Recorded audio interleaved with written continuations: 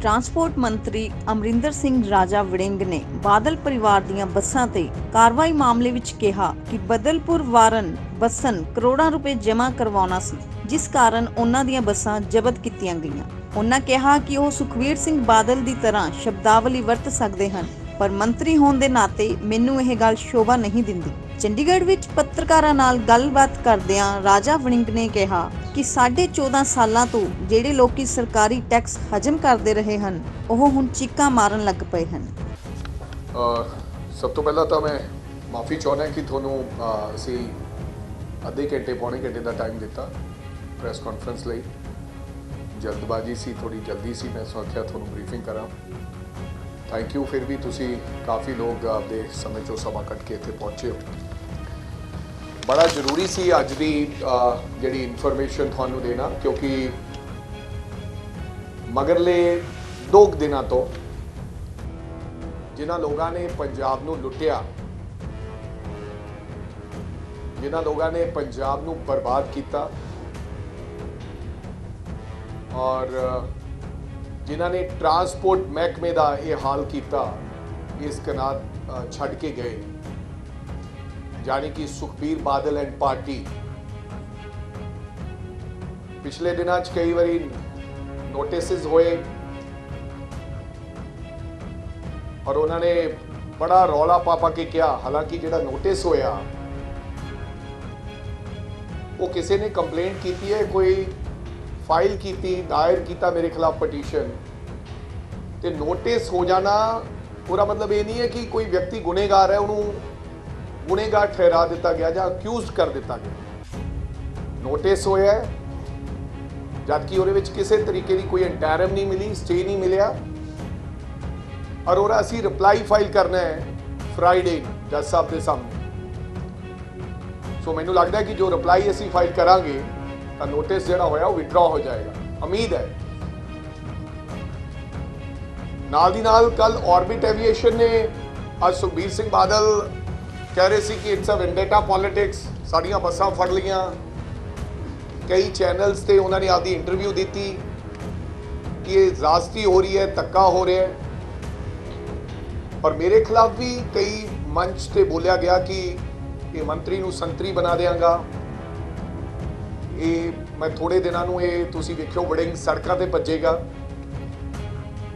ਉਹੀ पुरानी शब्दावली, ਉਹੀ पुराने डरावे, ਉਹੀ पुरानियां गल्लां ਜਿਹੜੀਆਂ कि एक नौजवान 14 साल का लड़का ਜਿਹੋ ਜਿਹੀਆਂ ਗੱਲਾਂ ਕਰਦਾ ਹੈ, ਇਹ 60 साल का व्यक्ति ਸੁਖਬੀਰ ਸਿੰਘ ਬਾਦਲ ਉਸ ਤਰ੍ਹਾਂ ਦੀਆਂ ਗੱਲਾਂ ਕਰਦੇ ਨੇ। ਜਿੱਥੇ ਜਾਂਦੇ ਨੇ मेरे पास लाल डायरी है, मैं देख लांगा, ਚੱਕ ਦਿਆਂਗਾ, मार ਦਿਆਂਗਾ, ठोक ਦਿਆਂਗਾ। और अगर ਇਹੋ ਜਿਹੇ ਲੋਕ ਪੰਜਾਬ ਦੇ ਮੁੱਖ ਮੰਤਰੀ ਬਣ ਜਾਣ ਤਾਂ ਪੰਜਾਬ ਦਾ ਕੀ ਹਾਲਾਤ ਹੋਣਗੇ, ਇਹ ਤੁਸੀਂ ਕਲਪਨਾ ਕਰ ਸਕਦੇ। मैं उन्होंने शब्दावली का जवाब दे सकता है उन्होंने वांगू, लेकिन बतौर मंत्री होंदे मैनू इहो जी माड़ी शब्दावली मैनू लगता शोभा नहीं देगी जो वो वरतते हैं। मैं कानूनी ते जायज़ लड़ाई लड़ रहा जो भी है। मैं उन्होंने बसेस इस करके फड़िया सी कि उन्होंने टैक्स देना सी, ਅਸੀਂ ਉਹਨਾਂ ਦੇ ਪਰਮਿਟਸ ਇਸ ਕਰਕੇ ਰੱਦ ਕੀਤੇ ਗਏ ਸਨ ਕਿ ਉਹਨਾਂ ਨੇ ਟੈਕਸ ਦੇਣਾ ਸੀ। ਔਰ ਟੈਕਸ ਵੀ ਕਿੰਨਾ ਦੇਣਾ ਸੀ ਪੰਜਾਬ ਦਾ? 14 ਕਰੋੜ ਰੁਪਇਆ। ਮੈਂ 12 ਤਰੀਕ ਨੂੰ ਇੰਟੈਗਰਲ ਕੋਚਿਸ ਜਿਹਦੇ ਵਿੱਚ ਸੁਖਬੀਰ ਸਿੰਘ ਬਾਦਲ ਦੇ 32 ਪਰਮਿਟਸ ਅਸੀਂ ਹਿੱਟ ਕੀਤੇ ਸੀ, ਕੈਂਸਲ ਕੀਤੇ ਸੀ, ਜਿਨ੍ਹਾਂ ਨੂੰ ਮਾਨਯੋਗ ਹਾਈ ਕੋਰਟ ਨੇ ਹਜੇ ਤੱਕ ਕੋਈ फुल फ्लज परमिशन नहीं दी, प्रोविजनली उन्होंने अप्लाई करने का मौका दिता है नैक्सट हियरिंग तक। ये नहीं कह दिता गया कि ये बिल्कुल जायज़ नहीं होया, प्रोविजनली अप्लाई करने का मौका दिता है। और जेडे मैं वो परमिट्स उन्होंने रद्द किए सी, उन्होंने 14 करोड़ रुपया पंजाब सरकार का देना सी, इस करके वो परमिट्स रद्द किए गए। और 12 तरीक को असी परमिट्स रद्द किए गए तो उन्होंने ਫਿਰ 13 ਨੂੰ 14 ਨੂੰ ਤੇ ਅੰਤਿਮ 15 ਨੂੰ 15 ਤੱਕ ਉਹਨਾਂ ਨੇ ਸਾਰੇ ਦੇ ਸਾਰੇ ਪੈਸੇ ਭਰਾ ਦਿੱਤੇ ਗਏ। ਸੋ ਇਸ ਕਰਕੇ ਉਹ ਲੋਕ ਕੋਰਟ 'ਚ ਗਏ। ਪਰ ਜਿਹੜੇ ਅਸੀਂ ਪਰਮਿਟਸ ਰੱਦ ਕੀਤੇ ਆ, ਮੋਟਰ ਵਹੀਕਲ ਐਕਟ ਦੇ ਵਿੱਚ ਇਹ ਪ੍ਰੋਵੀਜ਼ਨ ਹੈਗੀ ਹੈ 103 ਦੇ ਅੰਦਰ, ਅਗਰ ਕੋਈ ਟੈਕਸ ਡਿਫਾਲਟਰ ਹੈਗਾ ਤਾਂ ਅਸੀਂ ਉਹਦੇ ਪਰਮਿਟਸ ਰੱਦ ਕਰ ਸਕਦੇ ਹਾਂ। ਸੁਖਬੀਰ ਸਿੰਘ ਬਾਦਲ ਦੀ ਅੱਜ ਮੈਂ ਕਿਤੇ ਇੰਟਰਵਿਊ ਸੁਣ ਰਿਹਾ ਸੀ ਕਿਸੇ ਚੈਨਲ ਤੇ, ਉਹ ਇਹ ਵੀ ਕਹਿ ਰਹੇ ਸਨ ਕਿ ਵਿਦਆਊਟ ਨੋਟਿਸ ਸਾਡੇ ਪਰਮਿਟਸ ਰੱਦ ਕਰ ਦਿੱਤੇ ਗਏ। ਨੋਟਿਸ ਦੇਣ ਦਾ ਮਤਲਬ ਕਿ ਵਿਅਕਤੀ ਨੂੰ ਪਤਾ ਨਹੀਂ ਹੈ, ਉਹਨੂੰ ਨੋਟਿਸ ਦਿੱਤਾ ਗਿਆ। ਲੇਕਿਨ ਪਿਛਲੇ 2 ਮਹੀਨਿਆਂ ਤੋਂ ਮੈਂ ਉਹਨਾਂ ਦੀਆਂ ਬੱਸੇਸ, ਪੂਰੇ ਪੰਜਾਬ ਦੇ ਵਿੱਚ ਬੱਸੇਸ ਅਸੀਂ ਵਿਦਆਊਟ ਟੈਕਸ ਇੰਪਾਊਂਡ ਕਰ ਰਹੇ ਹਾਂ। ਅੱਜ ਤੋਂ 25 ਦਿਨ ਪਹਿਲਾਂ ਅਸੀਂ ਰਾਜਧਾਨੀ ਦੀ ਬੱਸੇਸ, ਜਿਹੜੀਆਂ ਕਿ ਰਾਜਧਾਨੀ ਜਿਹੜੀ ਬੱਸ ਹੈ ਉਹ ਵੀ ਸੁਖਬੀਰ ਸਿੰਘ ਬਾਦਲ ਹੀ ਉਹਦਾ ਮਾਲਿਕ ਹੈ, ਹੁਸ਼ਿਆਰਪੁਰ ਰਜਿਸਟਰ ਹੈ, ਅਸੀਂ ਉਹ ਬੱਸੇਸ ਫੜੀਆਂ ਸੀ। ਉਹ ਕੰਪਨੀ ਅਲੱਗ ਹੈ ਲੇਕਿਨ ਬਿਲੋਂਗਸ ਟੂ ਬਾਦਲ ਓਨਲੀ। ਉਹਨਾਂ ਦਾ ਇਹਨਾਂ ਨੇ 2.25 ਕਰੋੜ ਰੁਪਇਆ ਉੱਥੇ ਦਿੱਤਾ ਤੇ ਬੱਸਾਂ ਆਪਦੀਆਂ ਸਾਥੋਂ ਛੁਡਵਾਈਆਂ। ਅਸੀਂ ਪਰਮਿਟ ਰੱਦ ਨਹੀਂ ਕੀਤੇ, ਅਸੀਂ ਟੈਕਸ ਭਰਵਾਇਆ ਤੇ ਰਾਜਧਾਨੀ ਨੂੰ ਛੱਡ ਦਿੱਤਾ ਗਿਆ। ਜਿਹੜੀਆਂ ਇਹ ਬੱਸੇਸ, ਇਹਨਾਂ ਨੂੰ ਪਤਾ ਸੀ ਕਿ ਅਸੀਂ ਟੈਕਸ ਡਿਫਾਲਟਰ ਆ। 2 ਮਹੀਨਿਆਂ ਦੇ ਵਾਰ-ਵਾਰ ਵਾਰਨਿੰਗਸ ਦੇਣ ਤੋਂ ਬਾਅਦ, ਬੱਸੇਸ ਫੜਨ ਤੋਂ ਬਾਅਦ ਵੀ ਇਹਨਾਂ ਨੇ ਟੈਕਸ ਨਹੀਂ ਭਰਿਆ। ਫਿਰ ਅੰਤਿਮ ਸਾਨੂੰ ਇਹ ਫੈਸਲਾ ਲੈਣਾ ਪਿਆ ਕਿ 14 ਕਰੋੜ ਰੁਪਏ ਦਾ, ਜਿਹੜੇ ਮੇਜਰ ਡਿਫਾਲਟਰਸ ਨੇ, ਹੁਣ ਤੁਸੀਂ ਇਹ ਕਹੋਗੇ ਕਿ ਵਾਈ ਓਨਲੀ ਬਾਦਲਸ, ਨਿਊਦੀਪ, ਮਾਲਵਾ, ਜਿਹੜੇ ਮੇਜਰ ਡਿਫਾਲਟਰ ਸੀਗੇ। ਦੂਸਰੇ ਤਾਂ ਛੋਟੇ ਟਰਾਂਸਪੋਰਟਰ ਨੇ ਜਿਨ੍ਹਾਂ ਦੀਆਂ 2-2 ਬੱਸੇਸ ਨੇ, ਕਿਸੇ ਦਾ 2 ਲੱਖ ਦਾ ਡਿਫਾਲਟਰ ਹੈ, ਕੋਈ 5 ਲੱਖ ਦਾ ਡਿਫਾਲਟਰ ਹੈ। ਇਹ ਵਿਅਕਤੀ ਜਿਹੜਾ ਰਾਜਨੀ ਸੇਵਾ ਦੀ ਗੱਲ ਕਰਦੇ ਸਨ, ਇਹ 14 ਕਰੋੜ ਦਾ ਡਿਫਾਲਟਰ ਸੀ। ਇਸ ਕਰਕੇ ਸਭ ਤੋਂ ਪਹਿਲਾਂ ਮੇਰਾ ਫਰਜ਼ ਬਣਦਾ ਸੀ ਕਿ ਉਹਨਾਂ ਲੋਕਾਂ ਤੇ ਕਾਰਵਾਈ ਕਰ ਦਿੱਤਾ। ਇਹ ਕੋਈ ਵੈਂਡੇਟਾ ਪੋਲਿਟਿਕਸ ਨਹੀਂ ਹੈ। ਸੋ ਇਸ ਕਰਕੇ ਇਹਨਾਂ ਦੀਆਂ ਪਹਿਲੀ ਕਾਰਵਾਈ ਇਹਨਾਂ ਤੇ ਹੋਈ। ਸੋ ਦੂਸਰੀ, ਅੱਜ ਇੱਕ ਬਹੁਤ ਵੱਡੀ ਮਹੱਤਵਪੂਰਨ, ਜਿਹੜਾ ਮੈਂ ਸਮਝਦਾ ਕਿ ਸਾਡੇ ਵਾਸਤੇ ਬੜਾ, ਔਰ ਪੰਜਾਬ ਦੀ ਜਨਤਾ ਵਾਸਤੇ, ਪੰਜਾਬ ਦੇ ਲੋਕਾਂ ਵਾਸਤੇ, ਹਮੇਸ਼ਾ ਜਿਹੜੀਆਂ ਆਪੋਜੀਸ਼ਨਸ ਪਾਰਟੀਆਂ ਉਹ ਵੀ ਸਾਡੇ ਤੇ ਸਵਾਲ ਚੁੱਕਦੀਆਂ ਰਹੀਆਂ ਕਿ ਤੁਸੀਂ ਜਸਟਿਸ ਸੂਰਿਆਕਾਂਤ ਦੇ ਫੈਸਲੇ ਦਾ ਕੀ ਕੀਤਾ, ਦੂਸਰੀਆਂ ਮਲਟੀਪਲ ਐਕਸਟੈਂਸ਼ਨ ਦਾ ਕੀ ਕੀਤਾ। ਜਦਕਿ ਮੈਂ ਆਉਂਦਿਆਂ ਸਾਰ ਸਪੀਕਿੰਗ ਆਰਡਰ ਪਾਸ ਕਰਕੇ ਅਸੀਂ ਉਹ ਮਲਟੀਪਲ ਐਕਸਟੈਂਸ਼ਨਸ ਰੱਦ ਕਰ ਦਿੱਤੀਆਂ ਗਈਆਂ ਸਨ। ਉਹ 1 ਲੱਖ ਕਿਲੋਮੀਟਰ ਹੈ, 1 ਲੱਖ ਕਿਲੋਮੀਟਰ ਮਲਟੀਪਲ ਐਕਸਟੈਂਸ਼ਨਸ, ਜਿਹਦੀ ਵਾਰ-ਵਾਰ ਗੱਲ ਪੰਜਾਬ ਦੀ ਵਿਧਾਨ ਸਭਾ 'ਚ ਉੱਠੀ, ਉਹ ਅਸੀਂ ਮੁਕੰਮਲ ਤੌਰ ਤੇ ਰੱਦ ਕਰਤੀ ਸੀ। ਰੱਦ ਕਰਨ ਤੋਂ ਬਾਅਦ ਇਹ ਲੋਕ ਹਾਈ ਕੋਰਟ ਦੇ ਵਿੱਚ, ਕੁਝ ਲੋਕ ਗਏ, ਹਾਈ ਕੋਰਟ ਨੇ ਕਿਹਾ ਕਿ ਤੁਸੀਂ ਸਟੈਟ ਦੇ ਵਿੱਚ, ਟ੍ਰਿਬਿਊਨਲ ਦੇ ਵਿੱਚ ਜਾਓ। ਫਿਰ ਉੱਥੇ ਸਭ ਤੋਂ ਪਹਿਲਾਂ ਟ੍ਰਿਬਿਊਨਲ ਦੇ ਅੰਦਰ, ਜਿਹੜੇ ਕਿ ਇੱਕ ਸਿਟਿੰਗ ਜੱਜ, ਜਿਹੜੇ ਸੈਸ਼ਨ ਜੱਜ ਉਹਨੂੰ ਹੈਡ ਕਰਦੇ ਨੇ, Jujhar transport passenger, daily post ਦੇ ਮਾਲਕ, ਕੇਬਲ ਮਾਫੀਆ ਦਾ ਮਾਲਕ, ਜਿਨ੍ਹਾਂ ਨੇ ਪੰਜਾਬ ਨੂੰ ਲੁੱਟਿਆ, ਉਹ ਲੋਕ ਫਿਰ ਸਟਾਰਟ 'ਚ ਗਏ ਤੇ ਸਟਾਰਟ ਨੇ ਉਹਦੇ ਤੇ ਸਟੇ ਲਗਾ ਦਿੱਤਾ ਗਿਆ।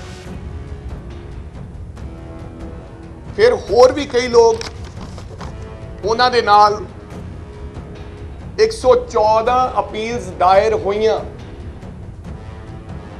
ਸਟਾਰਟ ਦੇ ਵਿੱਚ, ਕਿਉਂਕਿ ਜਿਹੜੇ ਸਾਡਾ ਟੋਟਲ ਸੀਗਾ ਇਹ 806 ਪਰਮਿਟ ਸੀਗੇ ਜਿਹੜੇ ਅਸੀਂ ਰੱਦ ਕੀਤੇ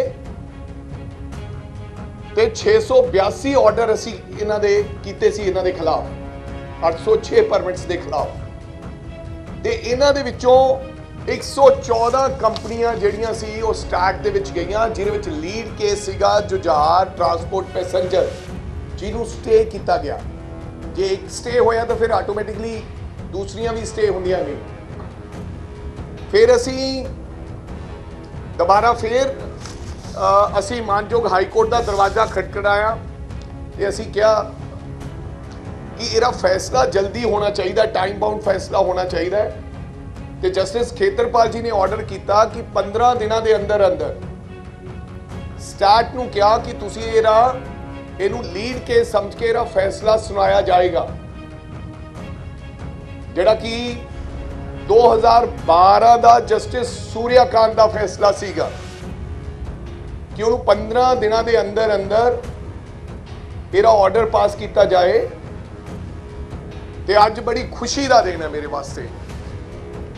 ਜਿਹੜੇ ਰੋਜ਼ ਵੱਡੀਆਂ ਵੱਡੀਆਂ ਛਾਲਾਂ ਮਾਰਦੇ ਸੀ ਕਿ ਅਸੀਂ ਬੜੇ, ਸਾਨੂੰ ਨੋਟਿਸ ਹੋ ਗਿਆ ਹੈ। ਨੋਟਿਸ ਕਿਸੇ ਨੂੰ ਵੀ ਹੋ ਸਕਦਾ ਹੈ। ਨੋਟਿਸ ਕਿਸੇ ਨੇ ਅਗਰ ਕੋਈ ਝੂਠੀ ਗੱਲ ਮਾਨਯੋਗ ਅਦਾਲਤ ਦੇ ਸਾਹਮਣੇ ਉਹਨੂੰ ਚੰਗੇ ਤਰੀਕੇ ਨਾਲ ਪੇਸ਼ ਕਰ ਦਿੱਤਾ ਗਿਆ ਹੋਵੇ ਤੇ ਮਾਨਯੋਗ ਅਦਾਲਤ ਨੇ ਉਹਦਾ ਰਿਪਲਾਈ ਮੰਗ ਲਿਆ ਹੋਵੇ, ਇਹਦਾ ਮਤਲਬ ਇਹ ਨਹੀਂ ਹੈ ਕਿ ਉਹ ਮਾਨਯੋਗ ਅਦਾਲਤ ਨੇ ਸਾਨੂੰ ਗੁਨੇਗਾਰ ਠਹਿਰਾ ਦਿੱਤਾ ਗਿਆ ਨੋਟਿਸ ਤੋਂ ਬਾਅਦ।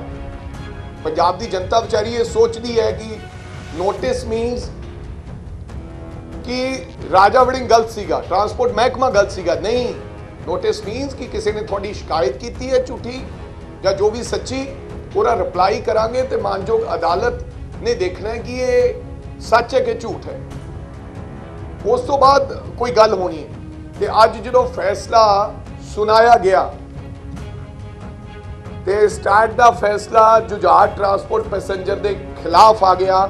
ਉਹਨਾਂ ਦੀ ਅਪੀਲ ਡਿਸਮਿਸ ਕਰਤੀ, ਜਾਨੀ ਕਿ ਸਟਾਰਟ ਦੇ ਵਿੱਚ ਜਿਹੜਾ ਫੈਸਲਾ ਆਇਆ ਹੈ ਉਹ ਸਰਕਾਰ ਦੇ ਹੱਕ ਵਿੱਚ ਆਇਆ ਹੈ।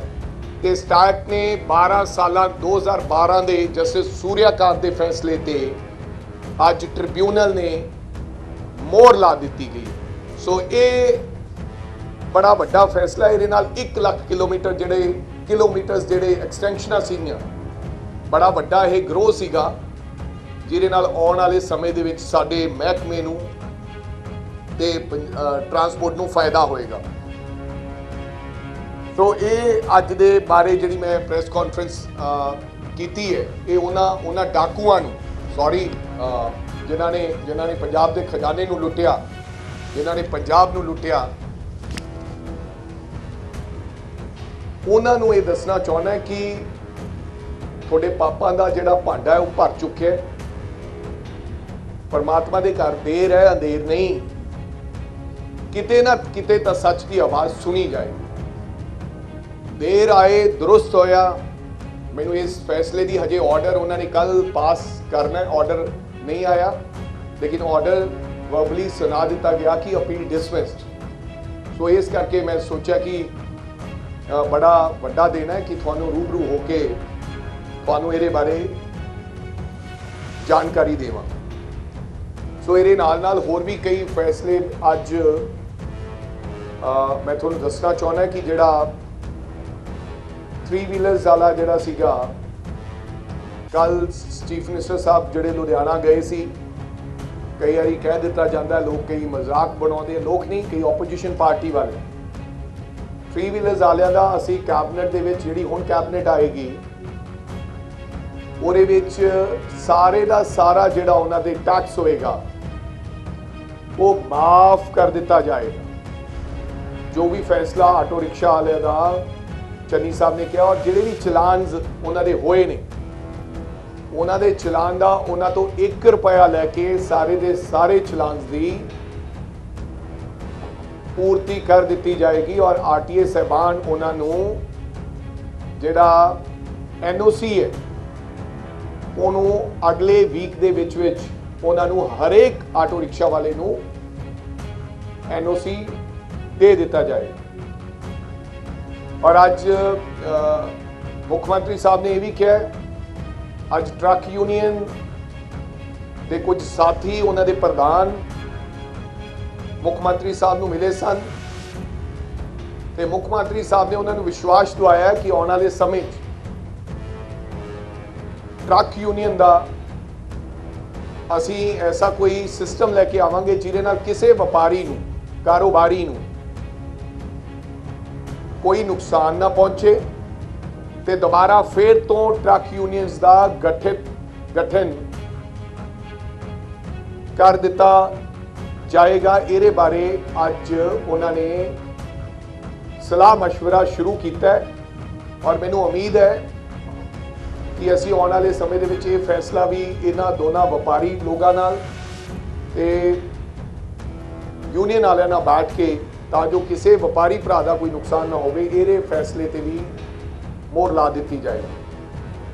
ਸੋ ਅੱਜ ਦੀ ਜਿਹੜੀ ਪ੍ਰੈਸ ਕਾਨਫਰੰਸ ਸੀ ਉਹਦੇ 'ਚ ਮੈਂ ਇੰਨਾ ਹੀ ਤੁਹਾਨੂੰ ਦੱਸਣਾ ਚਾਹੁੰਦਾ ਔਰ ਤੁਹਾਨੂੰ ਇਹ ਵੀ ਦੱਸ ਦਿਆਂ ਕਿ ਜਿਹੜੇ ਉਹ 73 ਇੰਟੀਗਰਲ ਕੋਚਸ ਵਾਲੇ ਅਸੀਂ ਪਰਮਿਟ ਰੱਦ ਕੀਤੇ, ਜਿਹੜੇ 32 ਪਰਮਿਟਸ ਦੀ ਇਹ ਗੱਲ ਕਰ ਰਹੇ ਹੈ ਕਿ ਸਾਡੇ ਰੱਦ ਕੀਤੇ ਸੀ, ਉਹਨਾਂ ਵਿੱਚੋਂ 8 ਪਰਮਿਟ ਐਸੇ ਹੈ ਜਿਹੜੇ ਇਹਨਾਂ ਨੇ ਰੀਨਿਊ ਹੀ ਨਹੀਂ ਕਰਾਏ ਕਦੇ। ਉਹ ਵੀ ਇਹਨਾਂ ਨੇ ਮੇਰਾ ਖਿਆਲ ਮਾਨਯੋਗ ਹਾਈ ਕੋਰਟ ਨੂੰ ਮਿਸਲੀਡ ਕੀਤਾ ਹੈ। ਜਿਹੜੇ ਪਰਮਿਟ ਰੀਨਿਊ ਹੀ ਨਹੀਂ ਹੈ, ਤੁਸੀਂ ਉਹਨਾਂ ਨੂੰ ਚਲਾ ਰਹੇ ਹੋ, that means ਉਹਦਾ ਵੈਲਿਡ ਹੀ ਨਹੀਂ ਹੈ ਪਰਮਿਟ। ਸੋ ਅਸੀਂ ਆਉਣ ਵਾਲੇ ਸਮੇਂ 'ਚ ਸਾਡੇ ਵਕੀਲ ਸਾਹਿਬਾਨ ਮਾਨਯੋਗ ਹਾਈ ਕੋਰਟ ਦੇ ਅੱਗੇ ਆਪਦੇ ਜਿਹੜੇ ਪੱਖ ਹੈ ਉਹ ਅਸੀਂ ਰੱਖਾਂਗੇ। ਸਾਨੂੰ ਪੂਰਨ ਉਮੀਦ ਹੈ ਕਿ ਜਦੋਂ ਅਸੀਂ ਪੱਖ ਰੱਖਾਂਗੇ ਤੇ ਉਹ ਫੈਸਲੇ ਵੀ ਸਾਡੇ ਹੱਕ ਵਿੱਚ ਆਉਣਗੇ। ਸੋ ਤੁਹਾਡਾ ਸਾਰਿਆਂ ਦਾ ਬਹੁਤ ਬਹੁਤ ਧੰਨਵਾਦ।